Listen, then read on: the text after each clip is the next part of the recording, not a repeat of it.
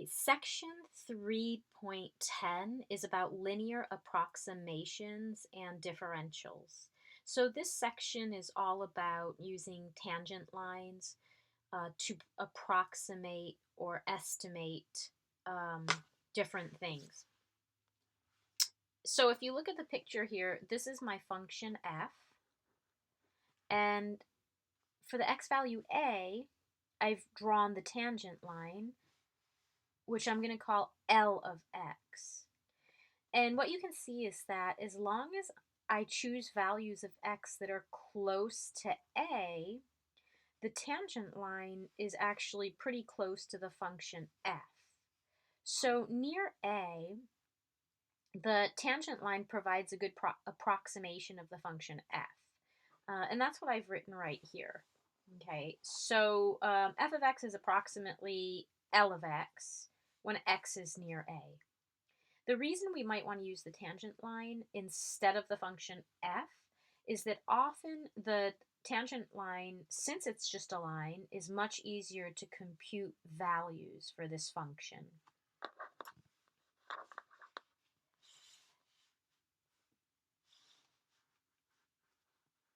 Okay, so here's a standard question. It says, find the linear approximation of the function g of x. And whenever you see linear approximation, so in the homework, this is really just asking you for find the tangent line. Another way I could state this is I could say find the linearization of the function g of x. That's just another word for tangent line also. So I'm going to write that right here.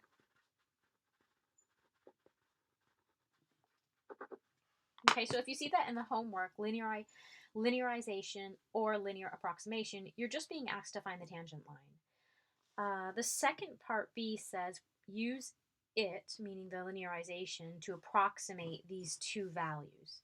So first, let's find the linear approximation.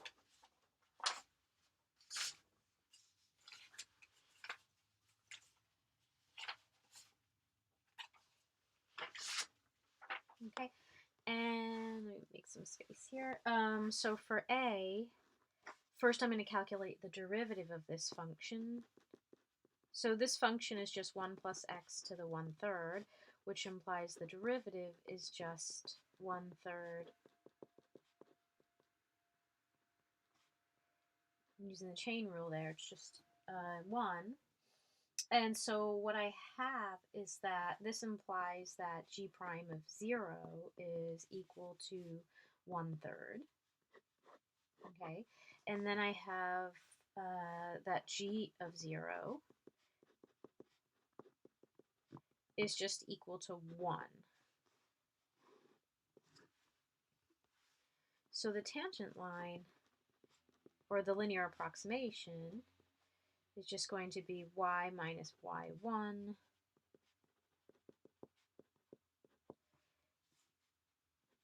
so here I have, because g of 0 is 1, we have that our function passes through the point 0, 1, and the slope of the tangent line is 1/3, so I have y minus 1 is equal to 1/3 x minus 0.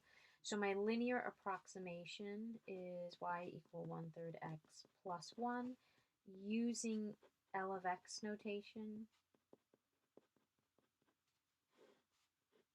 So this is the answer to part A.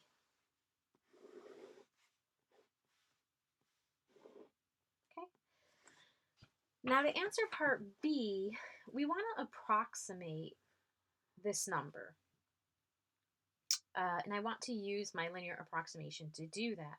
So the first thing I have to figure out is, well, what does this have to do with this function that I've computed the linearization for? So what I'm going to do is I'm just going to note that the cube root of 0.95 is equal to the cube root of 1 plus x. Well, when does this happen? Well, it happens if 0.95 is equal to 1 plus x. So this happens when x is negative 0.05. So in other words, what this is basically saying is that g of negative 0.05 is equal to the cube root of 0.95. That's all. Okay, so this value we're trying to approximate is actually the value that the function g takes at this input. Now, the thing to notice about negative 0.05 is it's near 0. So our tangent line, or linear approximation, was computed for x equals 0. Okay, so that means that the tangent line here, L of x, is going to give us a good approximation of g at this value because this value is near 0. So that's what I'm going to do here. I'm going to write, since negative 0.05 is near 0, we have that g of negative 0.05 is approximately equal to L of 0.05. And this we know is equal to 1/3. So I'm just plugging into the tangent line. And this gives me, if I plug this in, I'm going to round to 3 decimal places. I get 0.983. Okay, so that is my final answer. This is rounded to 3 decimal places. Okay, so this is how we can do part B. And then similarly, if I want to approximate this value, I'm going to also note that the cube root of 1.1, this is actually equal to, if I do the same process I did up here, this is actually equal to g of 0.1. And you can figure that out for yourself.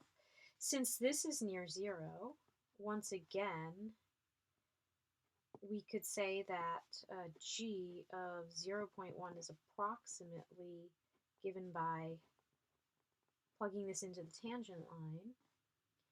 This gives us 1/3, 0.1 plus 1, which I'm going to round, but this is approximately 1.033. So that would be my answer to the second part of this question.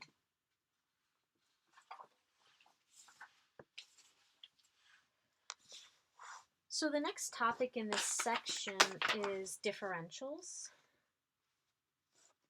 The differentials are dx and dy, and you might recognize them as the symbols that we use in Leibniz notation. The differential dx can also be written as just delta x or change in x, and it just represents a change in x. Okay, so it's just a real number. dy, the differential dy is equal to f prime of x times dx.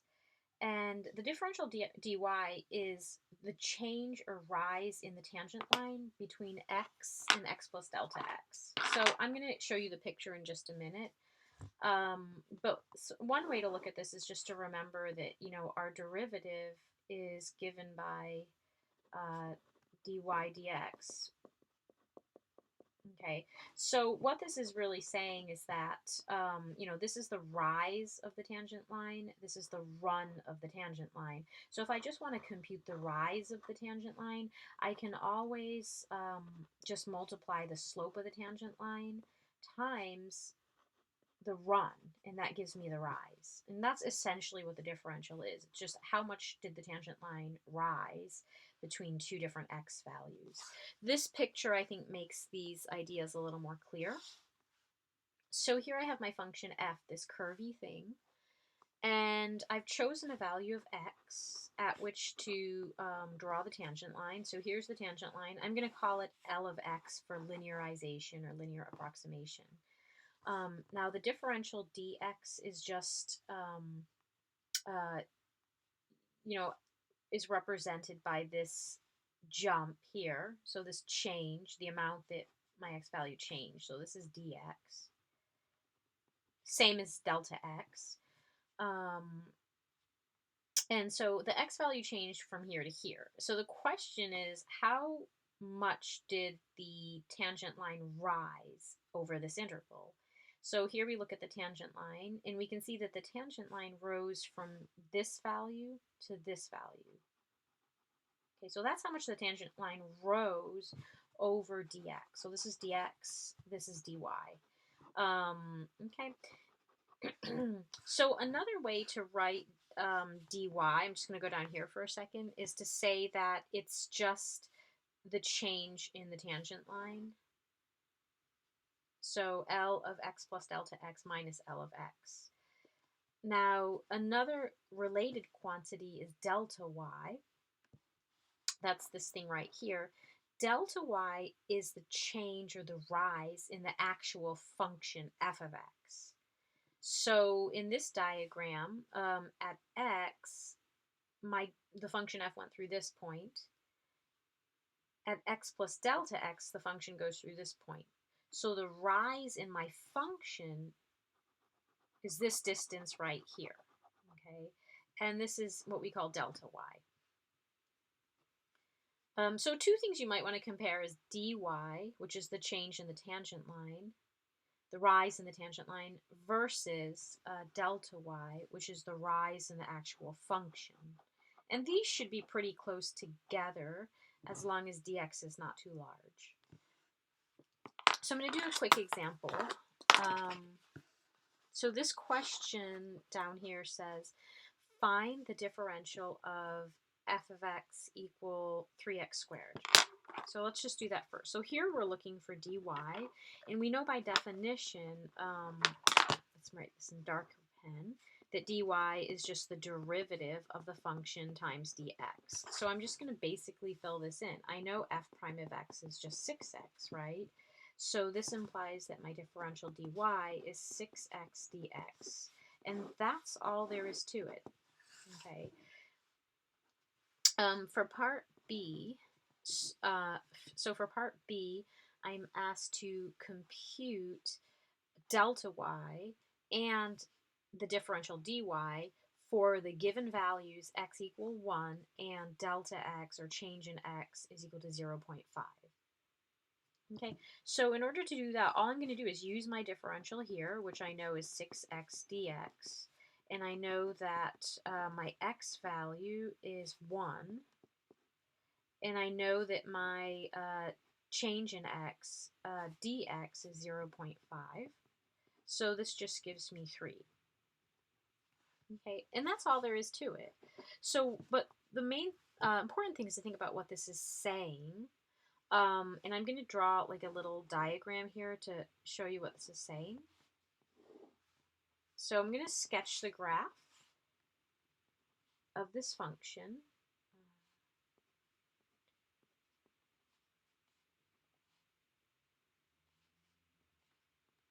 It's just a parabola. So this is the function f of x equal 3x squared. And the tangent line just goes like through here. Okay, so this is my tangent line, L of x. And what this dy is saying is that if my x value changes to 1.5, okay, so here's dx right here, this distance of 0.5. All this is saying is that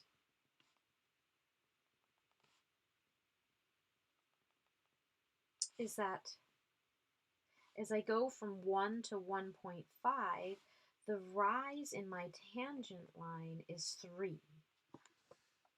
Okay. And then we also want to compute the rise in the actual function. So that's going to be this distance right here. We can already see here, this is dy by the way, we can see here that delta y should actually be larger than dy right here. So the rise in the tangent line seems like it's actually smaller than the rise in the function between these two x values. So let's just verify that. Delta y we know is given by f of x plus delta x, or dx if you prefer, minus f of x. In this case, that's going to be f of 1.5 minus f of 1, which is 3 times 1.5 squared minus 3 times 1 squared, and that gives us 3.75 if you calculate it using a calculator or something. So you can see this, the rise from here to here of the function is 3.75, so that's delta y. Okay, so this is just a picture to show you what these numbers represent. Again, the dotted line here is the tangent line. Sorry, it's not perfectly straight.